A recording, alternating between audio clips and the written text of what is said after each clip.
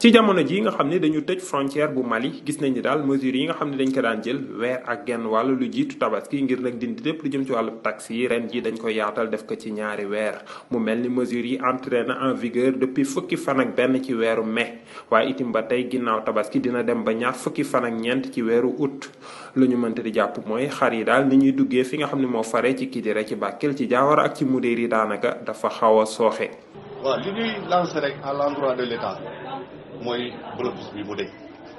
parce que après tout métti na et le Sénégal et le Mali c'est des pays frères. Je sais que situation neexul président Macky Sall mais li ñu koy ñaan mooy bépp levier boobu mu mën a activer na ko activer parce que nous qui sommes en zone frontalière xam nañ situation bi nekk di vivre en ce moment c'est vraiment difficile. ñu nekk à l'intérieur du pays mën nañ ko bañ a yëg mais en tout cas ñun ñu nekk en zone frontalière entre le Mali la Mauritanie